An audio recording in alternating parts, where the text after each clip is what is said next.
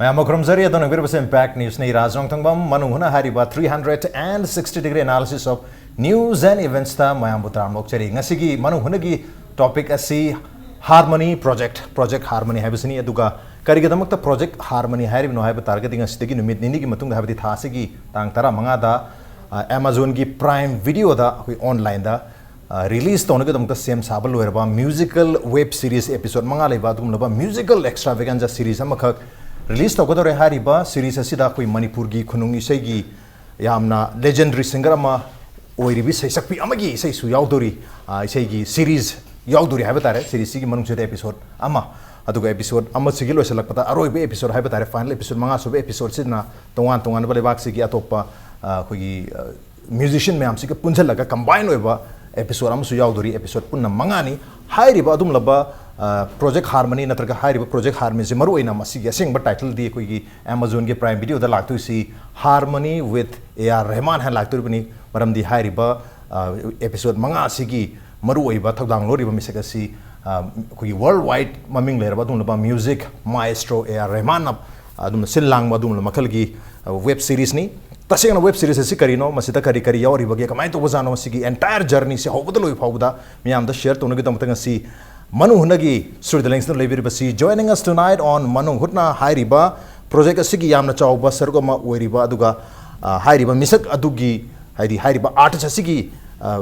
मागी लाइफ ता अदुमलबा एपिसोड अमा यावरिबा कोगी folk singer Oja Laurim Bedapati Amtar Oja Vedapati Batram Nokcheri, welcome to the show. Appreciate you joining. Also joining us Hairiba Project Harmony Siki Yam Chauba Thodang Loviriba Manipuri loan bo atopa loan sing the Kanagita translation gi Tabak Chow to Viribi Kogi Iche journalist Masamasu journalist ni aduka Project Harmony gina translator Viribi Iche Chitra Henbamni Anthemni Iche Chitra Basutram Nokcheri, welcome to the show. Appreciate you joining too. Ahan ba question si Iche Amadi Ojani Maki open to Jagatu by Ozadagi Hojarage Ozagi life ta episode Manga Zigi Manung da Ama completely dedicated to Ozawa Duni. Maramadona Sigi Project Harmony with AR Rahman Singh कमायन ओरकी बन हो बदगी होरगा सो मतंग मतंग खुजु फाउगी रिलीज फाउता लागचगे कमायन होरकी प्रोजेक्ट सी ओजादा डायरेक्टली अप्रोच तौबिरप्रा करम मोंग दा लागपि खिथंग हाइबि मसिगी जे कोइगी सोशल मीडिया पावर हाइगद्रा आइगी फेसबुक पेज दा नो मेसेज अमा अखोई ऑगस्टा 2017 सिदा थिंगजे अद आइदि थोइदोंना आइगी इबुंगी मचानुपी गिरिजा ना नुपी मचा अमखल मा गोबी अमखल लै माजि मैरोंग ओंगे दे मानसु थेंगनबा जानी अद मागी मपुरोइबा अखोइगी संतो सिगना मानस मादो नेने नंगी स्माइ तोदना स्माइ लाई अदो नंगी ईमेल स्माइ एड्रेस स्माइ थाबिरो कॉपीरो हायन माना सिगी से लोइना आइना दुदी अस करिगी ने मोइ स्माइ तोबने दो आइन थोक तोगे नंग तल्लिकाने याम तल्लिकाने याम हाइगले आइसे अद आइ काने बदि याम काने तोगलेबा अदो मानस लोइनबक माना थादो खोदोंग तोंग मसी लोइनबा माना मतंग मसुम थारक्तना मोइगिसी अमो कोइनम लेखि अदेगी मोइसी अकोंबददी मोइगी कोइगी इंटरव्यू लोबा नंगी कइनोगी नेनेगी असंग मतम खक्ता हाइबिरो कोइ स्माइ लाकेना आरगे नुपी अमा हन लाई नयनताराना अदेगी मतंग मसी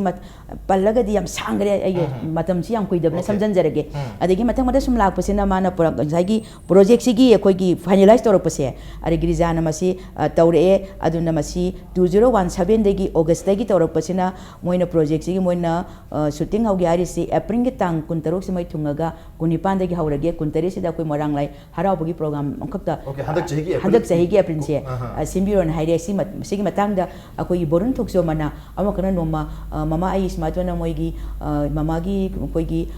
कइनो डॉक्यूमेंटरी नंग गेलाप कांबू दुगी मी सिंदुगा आइंगोंदा मोइगी गाड़ी वाइतो वाजंग होटेल नुंगी लोइमो तौगना ममा बुसु उनगोना स्माइ समना हाइबिरई अद ममागी स्माइ तौवी अदुगा ट्रांसलेटर अमा ममा दरकार ओइ हाइ आई गोरी नुपी मचा मा थाजरकेन हाना हाइये अदगी आइना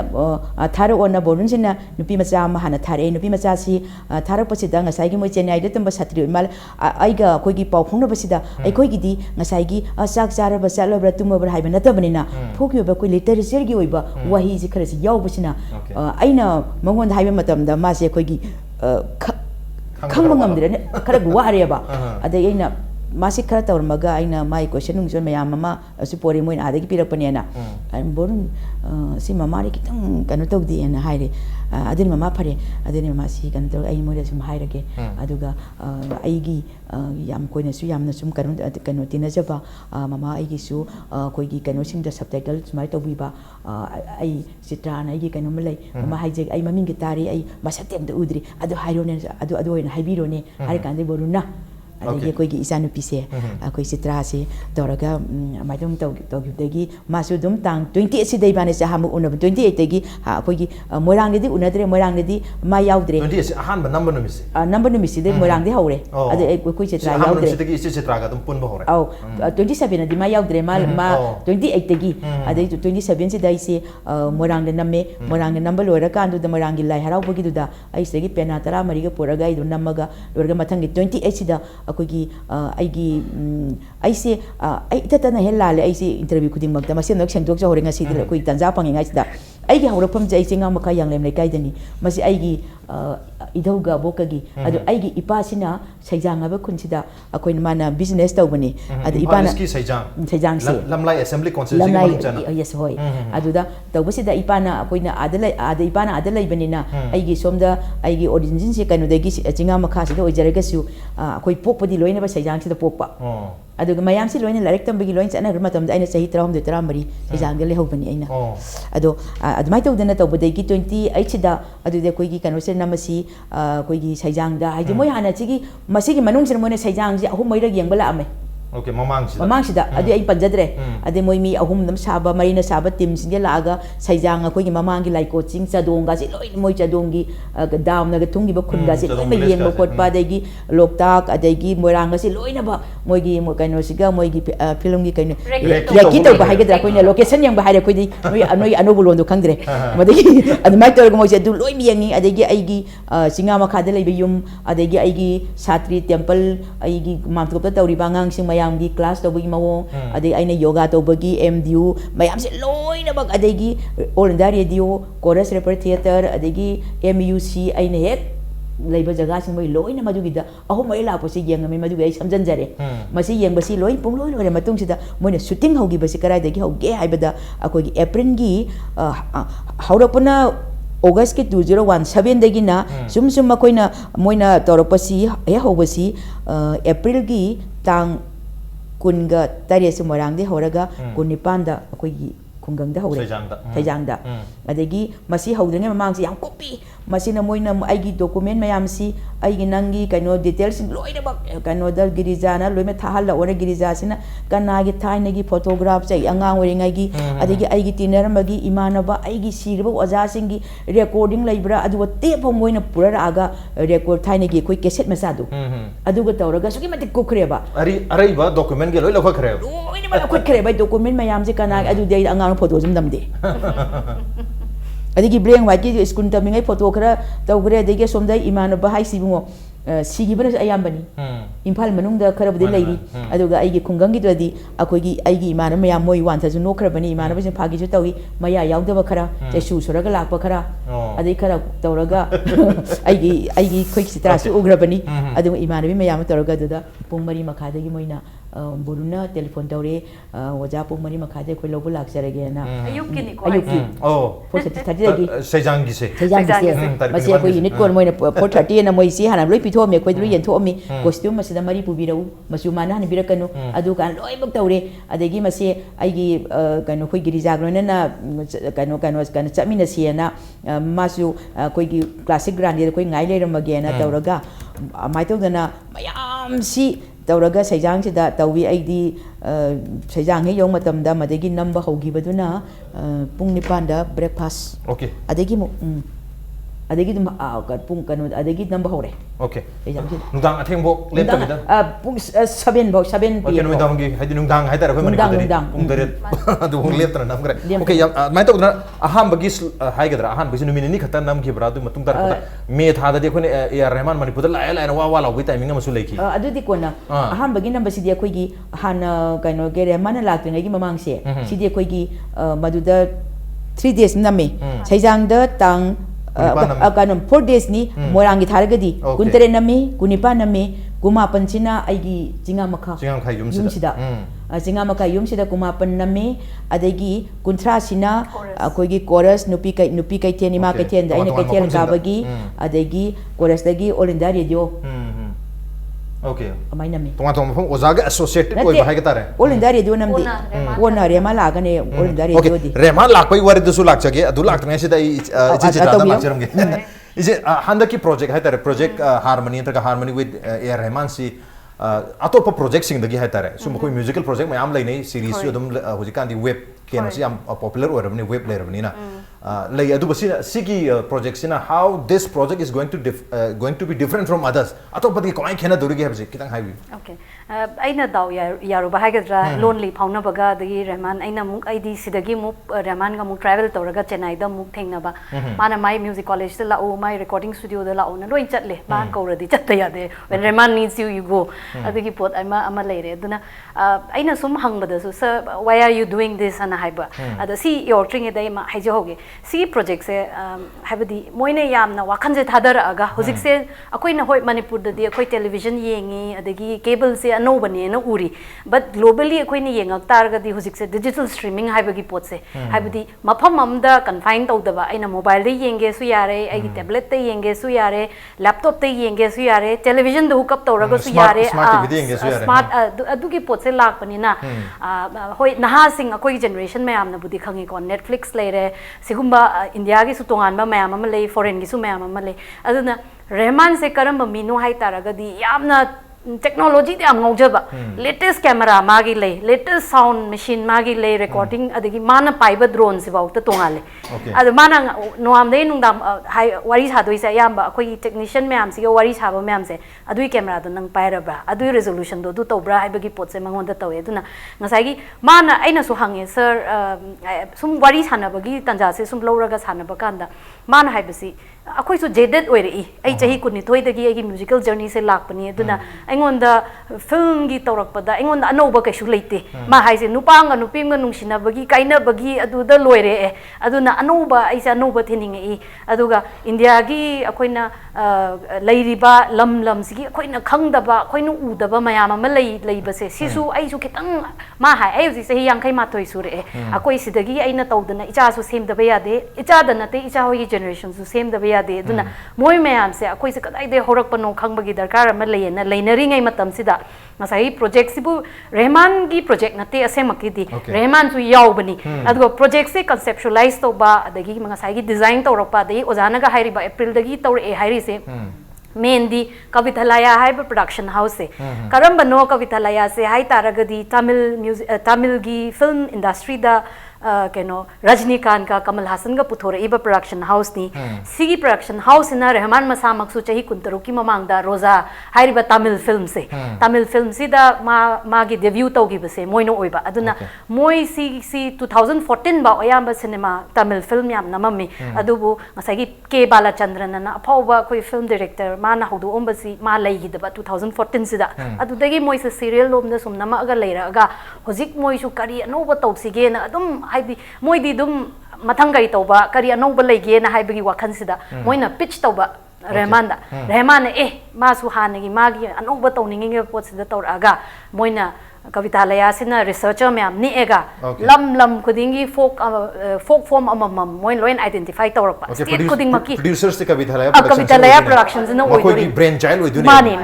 mani moina mayam se loin identify tawre dagi layer khala aga mari khandada ojagi leiriba ojagi magi talent sina Manipur gi unexplored oiba pot sina ayamba draw tawraga khunung sei se moina khangning bo oiraga sita na makhong thona lakpani aduga ngasai gi episode mari hairi sa tei kaimta nate artist mari sigi mayum da chatuna moi gi haurak phamse thirakpa Rahman amuk la aga moi jam tawba moi gi interaction tawba aduga last ki final episode sina amuk Chennai da mayam se muk loin kokshala aga ngasai gi artist mari sida ojama thandani vocalist se atei di musical instrument ngaktane ba Rudravina Mizabu adagi Pantong Palit ka hairi se atop perform mayam ni si mayam gi element siga aduga Rahman minute manga muki ma gi musical element ama chorus na sai adu tawra akanda aduga main oiriba episode si last ki final episode si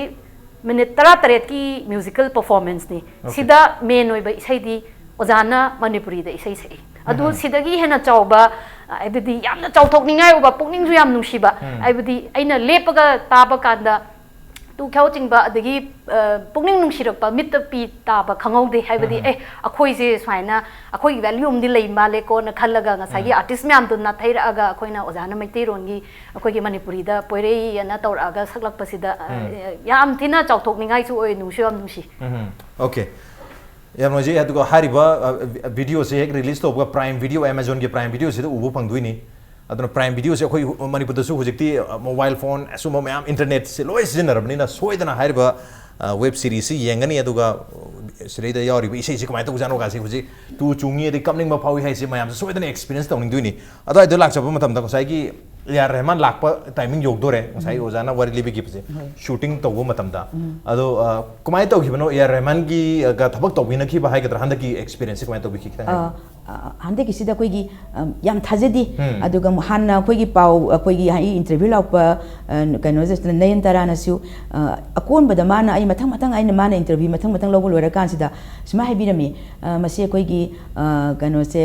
AR Rahman से कोइगी इम्फान दा लाउपा याये से हाइबिर कोइ याम थाजदीबा ए अदुक जगु नुपानो कराइदा इम्फान कमाइ लाकादो हाइबगी अकोइ आइगी गिरिजानी आइगी सेगी मचानुपी अकोइ रोनिता ना चेन्नईदा मा सही तरे Nipah लेबा मनंग तामिल मारोन खांगे तामिल नुपीम लाकदो नंग लाओन आइना कोबनी कोइदा अकोइदा लाकना मानो बरि तबोसिदा अकोइ सि पुंगा ngakna अकोइ सि पुला ओइना कोइ रोइ येंगनायबा कोइ अहुम सि अदा सुम बम खन लाकन हाइबसि यामना थाजदबा मंगुम बम खंगेना अदा मा हाले मसे नोइ लोइ लोरा कांदा अरोइ बे एपिसोड सिददी अकोइ गी जेम सेसन नमा अकोइ चेन्नईदा तबो याइ अदुदा अकोइ आर्टिस्ट सिंग सि अकोइ डायरेक्ट कोइगी इंटरेक्शन इंडिविजुअल इंटरेक्शन ओइना अकोइ न कोरप याइ एना हाइबजे कोइ सिम यामना अंगपम कक्सु ओइगी अदो अकोंबा लाकपदि मा लाकने हाइबगी अकोइगी सुल्टी हाइबा कोइ डायरेक्टर से मसिनदी लाकने हाइबसे मेबी दुमाइ कोइ हंगसु माइ लाकने हाइबसे हाइदुक्ति हाइदि अदि मोइ सिनेमाटोग्राफर लाइबा कोइ बिरासनसु हाइदे कोइ हंगबदा अदो सिक्योरिटी कंसर्न्स ओइबा नो यंदारानदि हाइपेट हाइरमे दु पल्ले हाइ अदो मोइ नो ए मेबी अदुम हाइ हाइदि अदुगा याम थाजदि अकोइ अहुम नंबर लोरगा मतुंगनसु मा लाकने हाइबसे निंबुंग हाइ अकोइ 12 ता थोंगरे 13 दगी अमु नंबर से अकोइ नंगसाइ कइनोदा एंटी थिएटर दा मी कितंग चिकपा मफमदुदा नंबर पामेना आई सुपनगी मिनिट अहुम खकिनी अदु पुंग निपान दे होरगा पुंग मरी भग लोइदे अदा मोइगी से लाइव कइनोनिना हजन नंबर दा कनाइ खनाउ से अमता से सप यादेबा अदु मोइना लाइन म्याम सेट तौदना खोतन मोइ म्याम से न तौम कांदुदा अदुगी नुमथिंदुदने खंगिसि एरम से थुंगरी हाइबे खंगे तांग तरा हुंदो प्ले मेगी से सोइद्रकांदा हरपने सोइद्रकांदा अदु हयंग तांग तरा मरीदी अकोइगी सैजांगदा मा लेरंगनी सैजांगा लाकनी अदुना नंग पुंग मंगा सिदा थुंगौलो हाइबदा अकोइ मतम दे निमितु याम सेने ये सैजांग सिदा अकोइगी मा लाकपनिना अकोइगी का अकोइगी मिंजेन यावबा अदेगी अकोइगी यूरोपियन कुमुची यावबा अदुगुंबा अकोइगी कइनो का छि फंगदराना एस खुंगंग दे क्राइ कमाइ तंग फंगनी मदु निमित नुंदांग सिदा अस बोरुनजु हगत अंदा चेंथोक टेंशन दौना मान टेलीफोन तौरे फोन गा फंगदरे बोरुन उपाय लेते कम दौने अकोइगी दो दुम तौदारे युमदुदा हाइरे आइना उपाय लेते काम दि लै अकोइ नुपाम चामस मातोना अकोइगी महादग अनोगो लुहुंगुबगी मिंजेन अकोइगी कनो चमले मिंजेन मसु लेना दमा हाइरे अदेगिदी मदु अकोइना नो ए ओइदा माना कनो तौदरगा से क्लासिक ग्रांडी से यम नई गाड़ी ना जे 30 मिनट्स करन चंगिसिबो कोइ मणिपुर सम पी इसिबो न हाइरे अमा लेनर कांदा आइदि पुंग तरुक थोंगे मादि हाना थोंग लेरमे मासी कइनो सैजांगदा लेरमदे आई उदे साबुंखो कोइगी एमएलए बिरेन गिदा मोइ नुंदांग के चटप जाने अदा बोरुन होइना ngata चलग हाइरे बदुदा ए अदुदी अखोइ सिदा कोइ सेम साजगे याने कामा कुदंग चिंथोक एमएलए युमसिदा चिंथोक चिंसिंग तौदना कामा कंमागी सेमे या फजना कनो त होरेन हाइरे अदिगी एमएलए परिजा के कोइन हंगमे परिजा के नमा थोंग लोन लेरेन हाइरे अदुगी मतंगुदा आई मादी साबुंखो के तोंगरेन मोइगी अखोइगी कइनो से ngसाइगी कनो पुष्पा गे माइ मते माक मोइ थुंगरेबा अद माइ प्रोड्यूसर से अद मोइ थुंगबगी तबोस मान हाये रेमन के बचखरे हायबा केरगा लाने ना अदुदी नंग फी से कदबो तौरो हायदम को डायरेक्टर नुपी सिना सुरतीना आई कॉस्ट्यूम दे करी सेकनी ए आई सी सेके सी याबरा हायबदगी कोइगी चित्रा सु यावरे ए सी सेलो तबदा ख्वाइगी अहमद मासे कोइगी माना तोंगप कारिसो Fortuner Fortuner adu mai di Enova car su or winning eba subti hoi tong lak pasida adu tonga ga lak pasi ai ude yare man je kai da photo da kai da uraga magi direct masak se akoi gi isa da akoi gi yengning ba khangning bang khak ai director sina su yamna kano angon da phagi tawi as anti singa sidi akoi gi Rahman lakani hai bisida akoi gi yamna khangning bagi ikau lang bagi masak angkak palen mana e phagi tawi ba aina su noi adu top kan sida moi pau ki phangna bajani yaura kadore hai bisida ma si uye mana sabong gok tagi mana car si thawraga lakpasi adagi mana aigi mayum yum hangbadi hawi aigi yum bedabati gi mayum si karai dano na koi gi dai pan tukan pamba tukalam khakta changaga moi da ngai ngai lei adu gari di lore nimit thawriba gari si car koina tara mari sajang khunje pulap oi gari gi khundo lama dagi na awang lekai da makhala kai gi khunje pareng lengi gari adagi moi gi pot yam ma camera gi stand adagi lengoi bhau da pura lai moi lakpasi adi mini furo adi moi sana thana mayam kano kana gi breakfast dagi lunch dagi angak pani moina kano tawrami se adagi ma se lai hai matam da dagi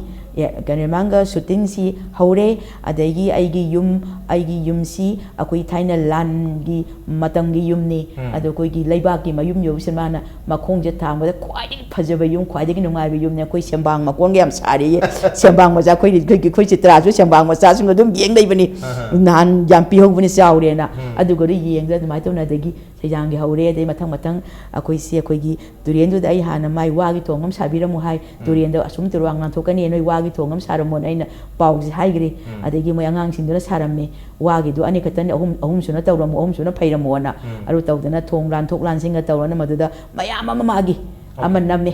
ada koi wakhong du da mayam ko tawraga koi gi sitra koi tawraga sitrana tawraga mana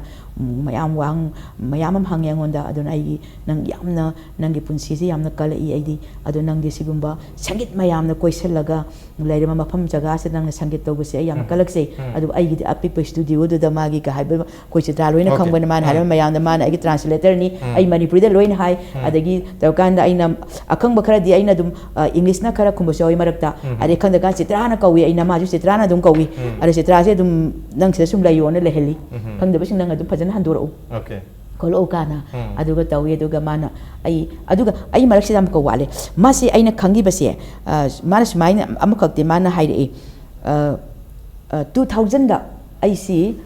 chorus repertoire theater gi ozaratan gi kanu makhada ai could play ko da koi gi folk song je minute ra hum jogi wajana ha pir mana pura compose tawraga akoina america kanu debut turana akoi 3 months lei leibasida madugi manhantan gi theater academy sida ARMN se madu nimit ma yingi haye adu magi program leiba adu yengbadan mana masigi pause kanana koi aina dc haibado maduna chennai gi magi ang satra mayam leibado adu moi tamba moi mari sida mami hayeba tamba sida mana dc man laaga aina ade halakpada mama smai todana kano gi chennai da koi du tamba satra ni adu mama gi smai tona amakak noi manipuri gi ni ai tagi dre adu mamin kanano khangi nupi ahum gumbagana sai sei do maming mata kanano khangde adu magi koi phoki akoi pattern khan noi recording tawraga tharu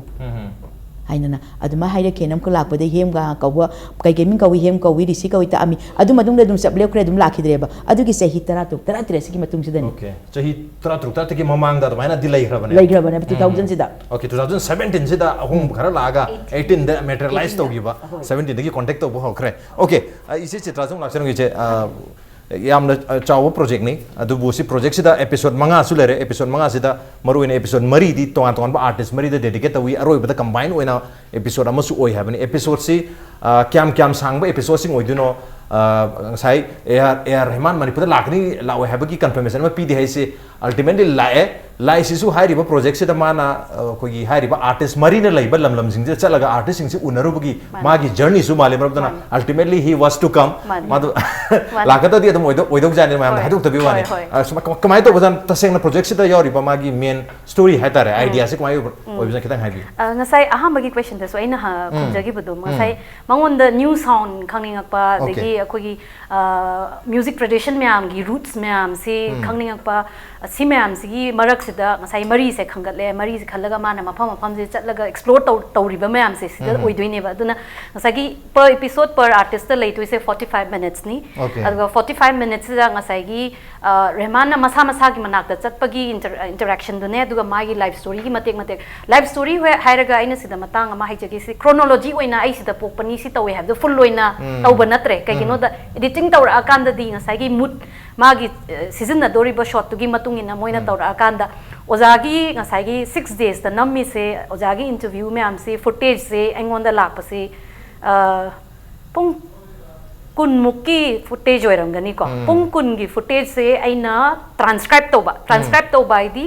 ꯑꯍꯨ ꯍꯥꯏꯔꯁꯨ ꯑꯍꯨꯁꯦ ꯀꯗꯥꯏꯗꯩ ꯀꯗꯥꯏ ꯐꯥꯎꯅꯣ ꯑꯩ ꯏꯗꯣꯔꯤꯅꯦꯕꯀꯣ ꯃꯥꯒꯤ time ꯕꯣꯛ ꯑꯍꯨ ꯃꯤꯅꯗꯤ ꯂꯥꯏꯕ ꯃꯥꯟꯕ translation ꯏꯟꯐꯦꯛ ꯁ꯭ꯄꯣꯠꯇ ꯇꯧꯕꯒꯤ ꯇ꯭ꯔꯥꯟꯁꯂꯦꯁꯟꯒꯤ ꯆꯦꯂꯦꯟꯖꯁꯨ ꯂꯩ ꯀꯩꯒꯤꯅꯣꯗ ꯑꯩ ꯔꯤꯌꯦꯛ ꯇꯧꯕ ꯌꯥꯗꯦꯕ ꯅꯣꯛꯄ ꯑꯗꯒꯤ ꯑꯩ ꯈꯪꯉꯦ ꯍꯥꯏꯕ ꯑꯦꯛꯁꯥꯏꯇꯦꯗ ꯑꯣꯏꯕ ꯌꯥꯗꯦ ꯀꯩꯒꯤꯅꯣꯗ ꯑꯩꯒꯤ ꯏꯃꯣꯁꯟꯁꯤ ꯉꯁꯥꯏꯒꯤ ꯔꯦꯍꯃꯥꯟꯅ ꯐꯥꯈꯤꯗꯣꯏꯅꯦꯕ ꯃꯗꯨ ꯃꯥꯁꯨ ꯇꯧꯁꯟꯅꯕ ꯑꯃ ꯆꯪꯉꯛꯑꯅꯦꯕ wari sanadoine mi ani se loan ani maki khangdoi si ai mathandane si khangba kansida amana si haire na yam phajai na ai mitsida tage taragadi ai mitki emotion do amaduna catch tawraga tawsanarakpada acting adu mandoine ba aduna ai se pura bland ne leidoi se okay adagi marak sida phatlauna ozana marak ta ine hekta yam phajai translation ta hoge na haibasu yadaba ozana post tawro pangai raktoine ba sida ngasagi minute amanga ngasu manga nganga asu minute manga sangna moi translate tawba yadaba kaino da somgi mi ama sida mana hairi ba wadu ina translate tawrakpada magi reaction do som da catch tawna ba leibanina aduna yamna wai yamna challenging oi nungsu yam nungai aduga smaina tawrakpagi pot se translation gi pot sima lakre aduga last ki final aduga si mayam si tawraga mayam se compress tawraga ojagi episode sima semak pa dumaina artist atai gi su loin sem doini ko si mayam se na per artist ki episode amamam oigre last episode sina karino ai nga sai jagi ba music se moi loina perform tawrakpa se da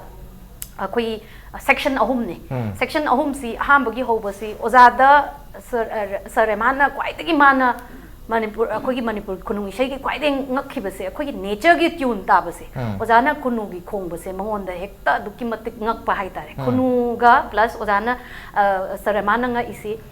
ojana pena gi makon se ojagi khanau dei thok base ma hangi kamai tawbano na adamana rehmana na kawe ada mana nuaga ozana hai nang amuk haibu kanda ma toraga sida hoina mana makot no hoina paira makon da tokpa da baba ni wa no pa da aina si khange ne ai makon ta da na bana adigi swain tor akada duna mana hal grakanda su adugi magi poto mana pambagi interlude sigi ahamba hok dorak posi mana wagi makon se saraga khunu sina tongakpagi makon se magi music sida saraga ozana khunungi makon se towe ozagi satri mari puye remana por ona ahamba de दुई plan लेतबने दुगु माना पुरो हाइबना ngang mari pui nupimcha mari moina ngasai ojana pire ibe reference moina muk repeat tawraga adugi part se loiraga artist ahum sina magi music piece amam khongakpa adu loiraga rehman amatek ama khongakpa adu loiraga isai gi mathang se phangaga isai phangnabagi type ta aduga ojana music se build tawrakanda rehman tapna magi piano se khongaga poirei se horakpane ado aina hai hana chennai da leiring da saremana ai unase na kawe aina editing is dei chatki base mana kaur akan hai basi imphal la leiring ai da su mana mana hai handakti ai journalist oiraga aina nang interview to batare ya bra hai sir kashu kai di hangbiu kai hangadam no hai ai record to gi hai sir to bio ama manipur gi wari liro hai ada ine manipur gi wari de edik minute kya lege hai ba je no minute kya da wari liyo hai banona ada mana take as much time nang matam apa mangai lo hai ka ina sir ai board to su pam de maru oi bai hai jage hai raga khoi gi manipur gi independent oina leiramba khoi sovereign nation oina leiramba dagi british laklakpa khoi religion olakpa khoi hana khoi tongan ba pre hinduism gi leiramaga hinduism laklakpa gi adu dai thoklakpa crisis adagi keno british laklakpa khongjom lan sigi wa se hai raga adagi mo khoi annexation gi pot ko adagi mo khoi da leiriba draconian law si dum haire adagi adu tawraga hozik racialism gi tawraiba khoi manipur machana panda thoklakpada thengnariba problem sida leiraga na security gi leiriba myam adu chatpada chatpa yade du da tawba myam se matek khatang bullet point ki type ina phat phat phat phat haira akanda aduga adaman hai manipur gi sigi dark part se nataba phajaba se kari no mo hai hange phajana ina phajaba da unique oiraga di haira bada phat launa sports ana haba kan ai Mericom unare hai maso adu adagi aina hek Mericom nataba mayam amsu mana muk tongan gre muk mayam gi pura icon oi gre aduga khangdriba mayam amsu le dagi under 19 gi tawrakpa dagi mayam ama haire dagi mana o akhoi se khangba watli ma haire dagi music ki da aina haire music ki isai da su akhoi di pre kaino gi yeng aga di oza gi su akhoi hinduism laktriba gi ni hinduism la ai hagana raslila leigre adu leigre wari se mind sum hek saba ko adagi di noi nupi myam gi thodang sen hai maina matek matek sap da man ta gi budo aina khalli na manipur da aham bulak pai ma just khangning bagi tawbra na khanba ma de du masai maram ma leiram budo chennai de yora kana ma hai se nang manipur chat khraga sei iu se aina sir ai journalist di oiraga wari de am iri sei di jadri kamai to doino ma you can do it I know you can do it ado ma hai ojaga chatlaga na bani tanaro aduga sei ji nangna ingon da manipur gi maram da haiba myam do adu hairaga sigi platform se da manipur se kari no se sak taksi aduga mayam da su anoi gi phajaba myam noi gi tongan ba myam do singtharaga isai ma iru cho aduga then ibani pau phona raga we will see how it goes and I want to do something like that sineba ada ingon da thazadaba thak thakak ba gi yam su nungai ba amasu phaure aduga loira kanda ina chat khrakana do aina ai studio da mu halakanda di thenge thengam ne nai no ja da masi kana ponte hanji da mu hai raga tumba ya da na bani nonga laga I pau pau na gina nonga laga ina pau hai ngarang re man ai la o hai na ismain chat lui du ismain fa hai re o di oja wakhan ismain sagat piro ado ai su som dei halak pase no minini gara wa to male aduna thora kanda isai si ira sen hai kanda oja na hai chitraman hai du yam phai du bo khoi manipur da lubam di lei sai gi aina khonung isai ne kunung isai hairaga uraga leiraga akhoi isai no ba mai urubada asai gi akhoi gi chachu chana de composer haiba lyrics sai ba leite akhoi di thaina dagi tauramaga leiramba isai se magi tune leijai aduna si kamai to ban haire adudi kamai to ba yaga dage hai kan da ojana ojagi magi ojagi khangna jabai manabi oja RK Sanahanbi mana ibo original lyrics sama isai se am sangre page ahum mari sangi ko adamana puthora aga simana khara taba yaen hairaga isai se ma adudadi ayamba manipur gi phajaba dum tharaga kaigino da kunu isai se ojana su hai akhoi da namak pakanda leirona na ahing ama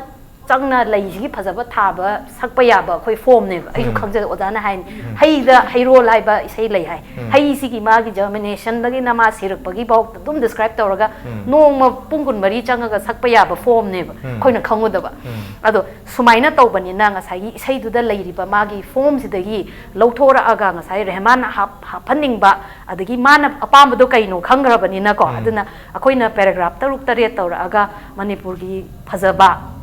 Puruk mayam tinaraga leiba adagi akhoi Kangla Loktak menoina siroi lili leiriba adagi akhoi Kangla sha hapiba akhoi element se adagi akhoi Nupilal awalan khongjomlan pallibasi history su matek adai yawba adagi akhoi gi kainogi polo horakpham haire ko adagi akana thau popini sagol kangje horakpham laini laison tinai adagi malem sana mapung yai akhoi sports na kaino oili haire banina aw aduga Mericom gi horakpham Manipur imagi mamom loi Mericom na hairaga aduga loisalakpasi ma haisi Manipur thadu oga chatkhiba mayam se for any reason moina thado ise siam phajaba se moina thado ga chatpa se am pamoi chitra moi se kausan ba ya ba matek ama hapu hai sarna ade adu hairaga ojana adu gi kausan bagi matek ama adu da loi ba isai se aduna adu ki matik phajai ai tare adu aduna hojik se ai journalist oiram ba dei isai su ire okay am phajaba project oiduni even isai sigi loisalak pada koi gi hui lai ongnoru da thawai mi kausan ba baina manipur thado cheng mi am ju kausan bagi matiam su yaudori isai se sakpa ya tar ga di ojadi gi matiam su ta jau doini brem ta khanau je ke pretiam tanjar ke impact is moving tadle welcome back to nabir base manu hunani 360 degree analysis of news and events with me Raj Rongthongbam manu hunata ngasi khana jerme basi Amazon Prime Video da online oina koi release tawna gi tongta same sabal loiraba musical web series Harmony with AR Rahman gi yam chawba sargo mo oibiri bi अखोई ओजा बेदबती अमदी हारिबा project असिगी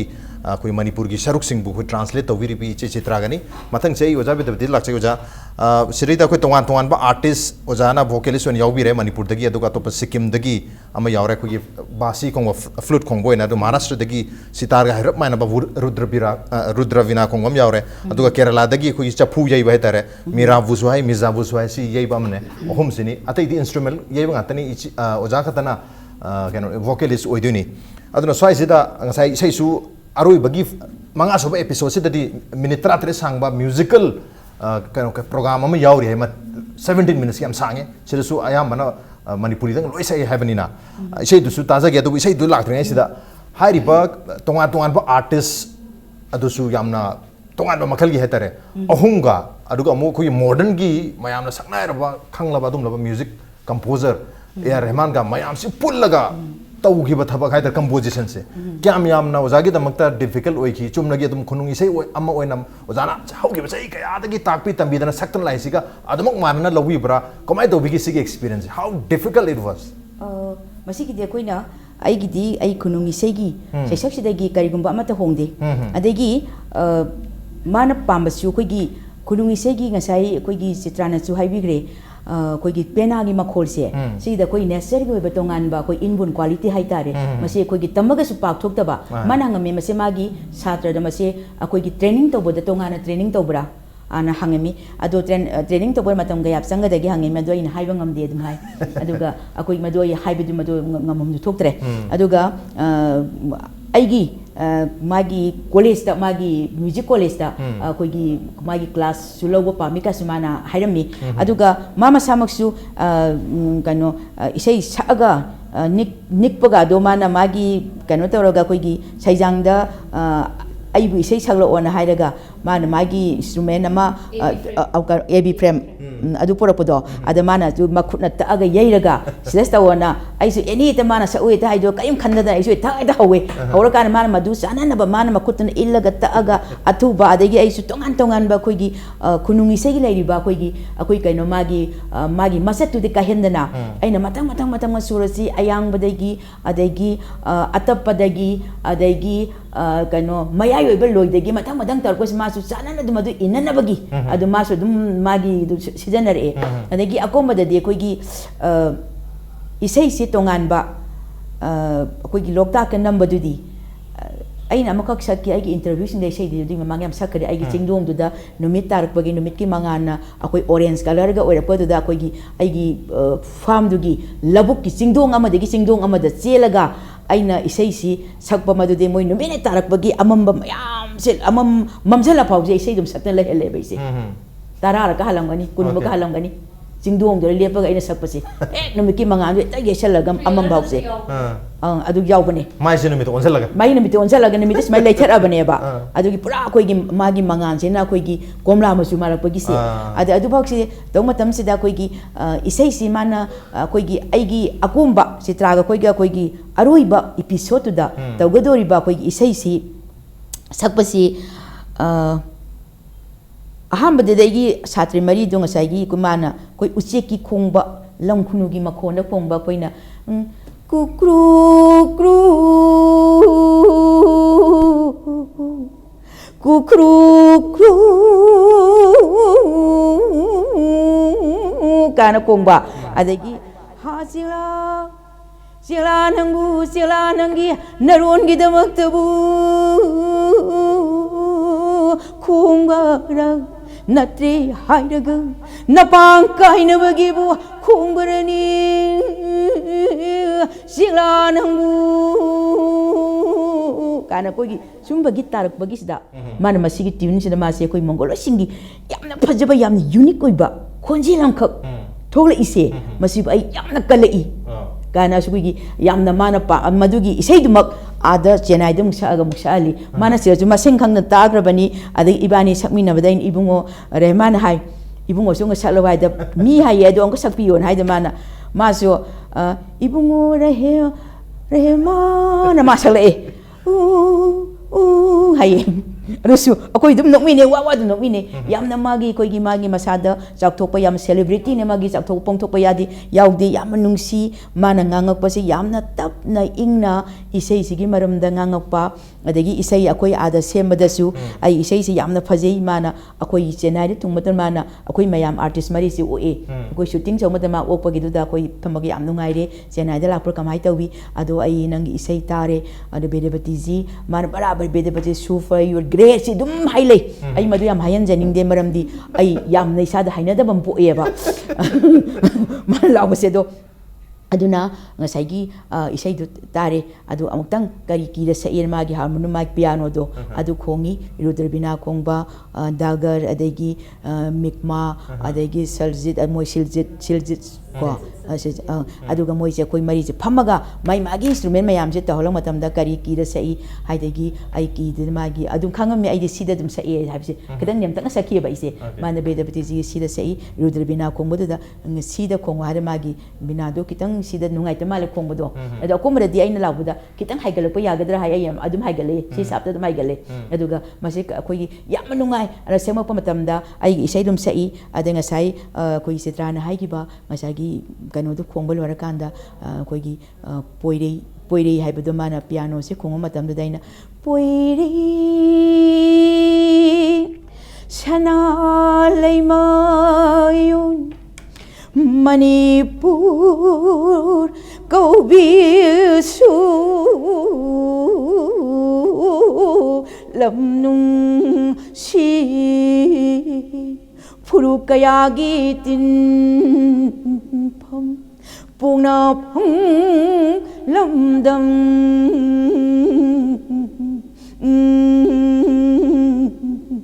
Nungsibi ꯁꯤ ꯍꯥꯟꯅ ꯍꯧꯔꯒ ꯑꯇꯩꯗꯤ ꯃꯌꯦꯛꯀꯤ ꯃꯇꯨꯡ ꯏꯟꯅ ꯇꯣꯉꯥꯟ ꯇꯣꯉꯥꯟꯕ ꯑꯀꯜ ꯑꯊꯧ ꯄꯣꯛꯄꯤꯅꯦ ꯍꯥꯏꯕꯗ ꯑꯀꯜ ꯑꯊꯧꯒꯤ ꯑꯩꯈꯣꯏ ꯐꯣꯛꯀꯤ ꯑꯀꯜ ꯑꯊꯧꯒꯤ ꯁꯨꯔꯗꯤ ꯍꯥꯞꯆꯟꯕ ꯑꯀꯜ ꯑꯊꯧ ꯄꯣꯛꯄꯤꯅꯤ ꯑꯋꯥꯂꯥꯟ ꯈꯣꯡꯖꯣꯝꯂꯥꯟ ꯅꯨꯄꯤꯂꯥꯟ ꯃꯨꯠꯅꯥꯏꯗꯅ ꯂꯩꯔꯤꯌꯦ ꯁꯒꯣꯜ ꯀꯥꯡꯖꯩꯒꯤ ꯍꯧꯔꯛꯐꯝ ꯂꯥꯏꯅꯤꯡ ꯂꯥꯏꯁꯣꯟꯒꯤ ꯇꯨꯡꯅꯐꯝ ꯃꯅꯤꯄꯨꯔ ꯁꯥꯟꯅꯄꯨꯡ ꯃꯄꯨꯡ ꯌꯥꯏ Manipur imagi mamumloy pokhi bani mere ko kana akoi gi sumba kala to gi su hapsenba aduga atotpa amengba akoi gi nungsiba laagana akoi gi kanglana khoido oibelam loktang na mingsil oibelam Kaubru marjing nung mai jing loi bi ching lon ma panna palon khaba lamnida shana leiba Manipur shana leiba Manipur kana Sumba. Tu chung balik. पैसा जो पाएगा कि तो studio की मदद का पाए सके. सी लाइव से नम अकांददी ngसाई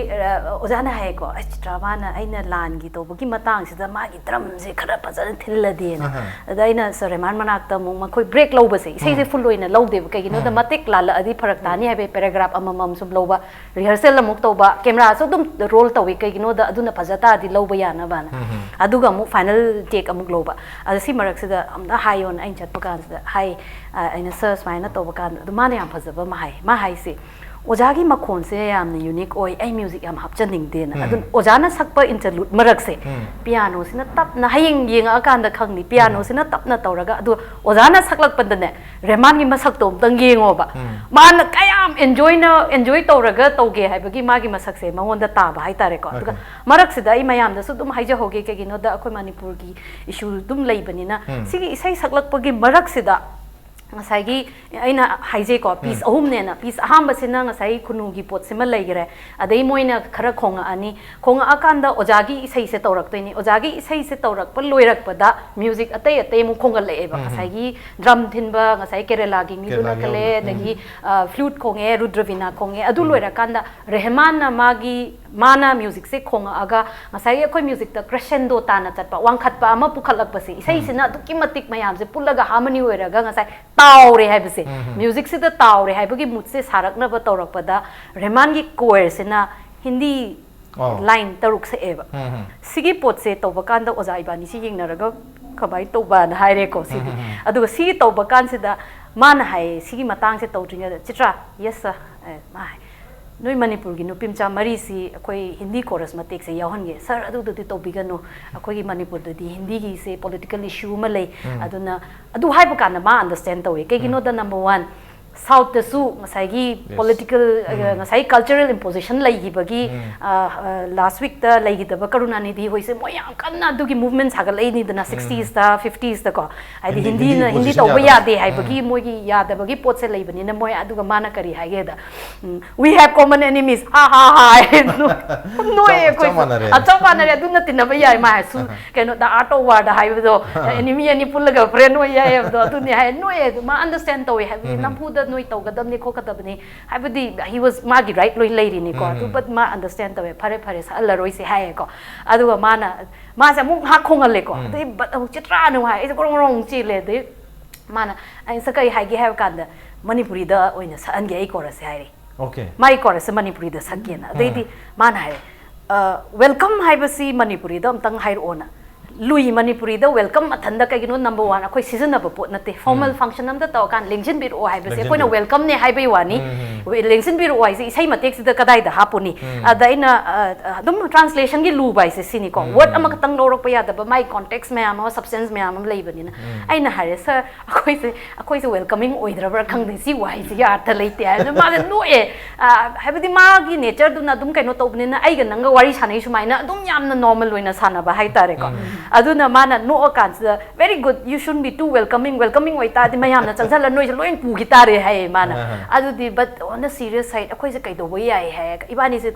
kanna lepaga tawring se oza se changjal e kai do re chitra kari pam bano hai si matang se di ramanga idang sanaram bani da ma chang ko oza smaina welcome gi muhut ta kai season ba ya ga da ge na hangi ne na da koina oza ni welcome hai da koi khurumjari hai ra so mu phajar hai di wai se khara su live oi ga da ba moina mapunsi gi aham batara ga khudak ta akoi gi di akoina sakpa da akoi political issue du na ya da ba gi wani akoi da at least khangi da na moina di su khang dri ba ta dri ba lon amani na kari tau si gen hai oza na masidi papa ikok nonjari hai sina na ojana hai adai di aina Rahman sir the sir ikok nonjari there are two words ikok nonjari adu aina syntax oina semdoga ikok nonjari na itho e kai no the pull up hai do odi yaroi da bani na ko ira kan aina ai sir adu man hai what's the meaning ana and sir this is like I bow my head in respect or we bow we oira na we hai re I oira na ai ni hai kan perfect ana hai re adai moi myam no aina mu tambi re okay ikong nonjari is ma hai do ni na chorus team do de minute manga da dum pick up thui kai no do wahai do ani khak oi bani na ko adu moi ikok nonjari na season na raga aduna ngasa hindi sa o hairam badagi moi na manipuri sa aga matek to ma yaure adu gi pot ma du ka loirak pa se da ngasa gi mayam se thingal aga ikok nonjari du isai se na loira akanda ngasa music mayam se tor akanda man hairi sigi emotion se capture to se oja gi voice ta pa me adu chitra kai hain ba ya ga da gi hai kan oja se si matang se wa su wari ai di ure oja se wari ha se kai gi no da pung tra truk ne khoi na khong na lep ga numit nini ne khoi na lairi se okay non stop pung baro da gari thara ani akhoi pung ama makhai changna chatlani ma gi recording studio se da habidi nambam gi studio se aina nga sai chatli ba ha ne gi recording studio du na ma gi isai kai nambam ne adu na tongali hojiki sina film kai su namba do mai concert ayam ba tauta de du da loi namme hai ko ma studio hai tare adu mapan mingon da di nek thok ta ba adu moina season na gi ba da Rajinikan gi Tamil film robot hai du da nam gi hai adu ga atai di kanam ta season na de hai do Maniratnam ju khara season hai atai di kanam to di hai ko adu da ma gi sigi mafam se da to ba kan se da akoi se oja gi wa ba se so ina urak pa ko adai oja na so hai re ai se hanjan na oja su khange tek se hanjan na to dore tu na kaw ba gi pot se le ra kanina okay performance live performance nem to hole live performance ni recorded na te adu me am do dum pura yeng kan da ne heng concert ama yeng ba gi type ni akoi gi on set ta le ni mi chani yang khai dai na chahum ba ni adu ki matik mi se yam gare aduga sida silence maintain tawrakpa dei camera se kun gi mathaktani sound gi sizinariba duda tawriba mayam se angakpa phangai ekta scale se am chawre hai tare mogi nokning babu ngasai gi Rahman na mayai da leire ko mayai sida round ama semaga mot ama thamme ising hapaga ising je sup ki chang da hape aduda ising sigi makha sigi machu se reflect tawrakpa da phajana ba na moina blue se tairi ne bu ko ada ising sida ripple thok na ba na ne khut sina ne si tham lup na ba mi ani tham oh ising web se aduda kan ba su ya da ba tap pa su ya da ba adu kaino camera rolling ek ham da ani je thora ga mako se chup se nap tori bane aduga torok pa aduna ngasai but to come back to the story la ka na man hai harau adu oza su khanga abane na ma hai aina sang na haira ga di ha bai tek sida moina final oi hodr ta di ani rak sup da emotion do manga ni du chitra kai hai bai ya ga dage adu su khana se aduga isai se man hai harau gi se oza su warak pa gi kari ga man hai akhoi gi logi sei tau sen hai aina oza logi do se da matang sana ra roi adu khudak ta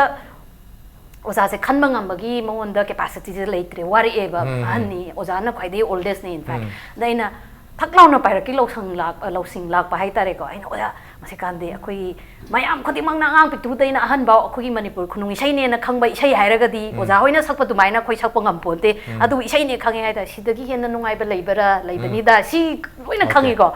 adu masi tause hai oza as phare da du tawrase aduga wa hai bisna kai hai si ga oza ten manga ngasi ne na oza na hoi phare adu di nga khanare ba ni sa du oza na hai pha pha ba jira swai nuin hairage aina hujik matang se da phau ba se masi mayam si pulaga phau ba se adu ki matek nungai re aduna wahai dei pongdo aroi ge isai da pongdo ge hairaga hojiki isai sida tarak pa sida gi hena nungai adui tare di pot to pura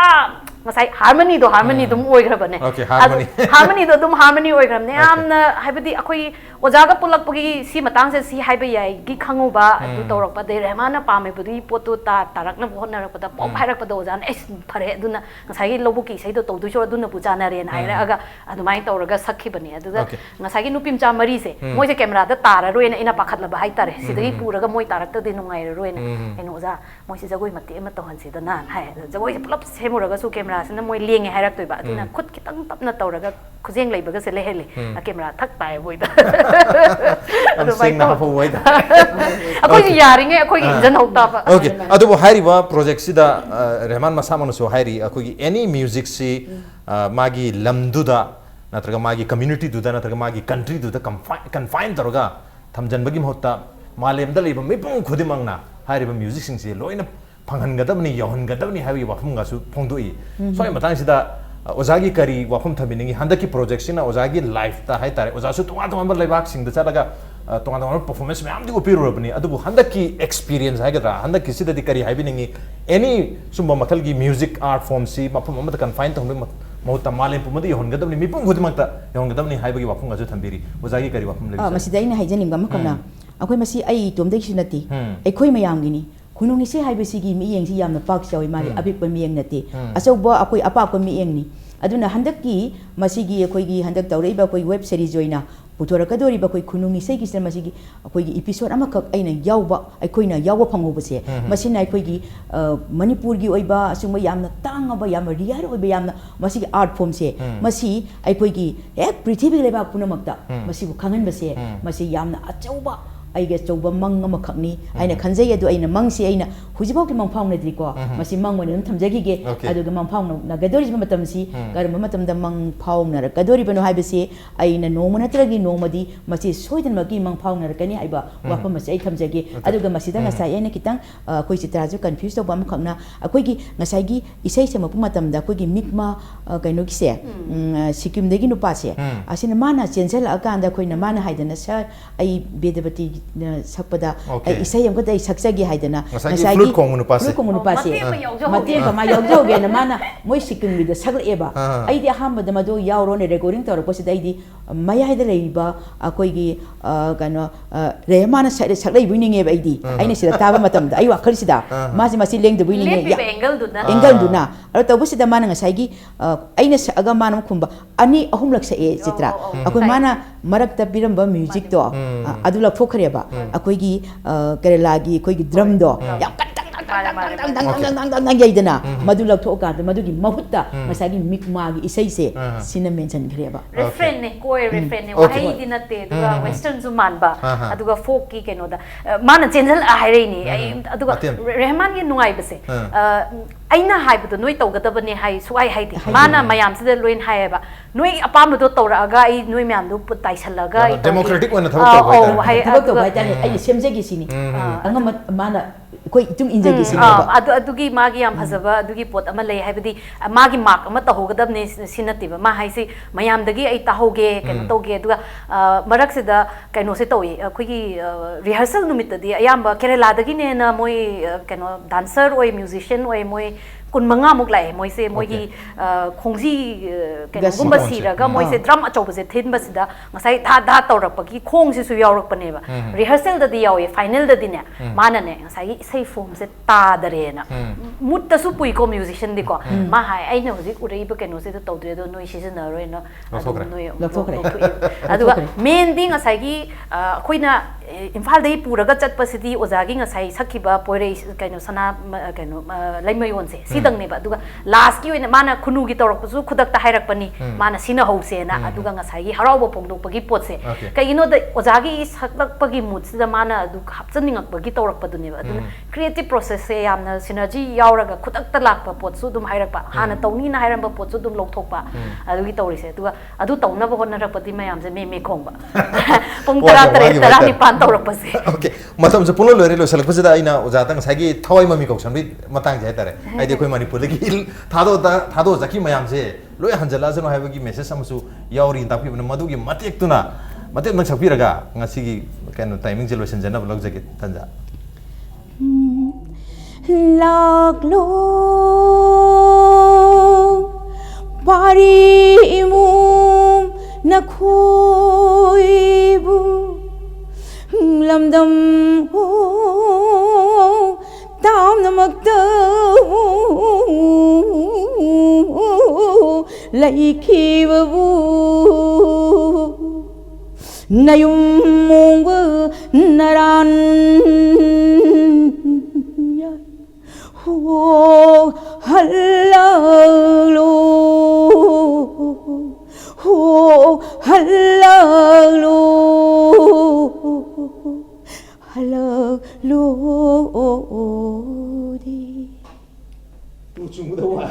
वांग खंग्रे तारे हाइरिबा अखोगी impact news की मनु हुनसी मणिपुर खक्त नतना कोई India की मप्तों तो मफम सिंग अदुगा मालेम सिनब थुंगना online की खुथांग the Young बदुम programme नि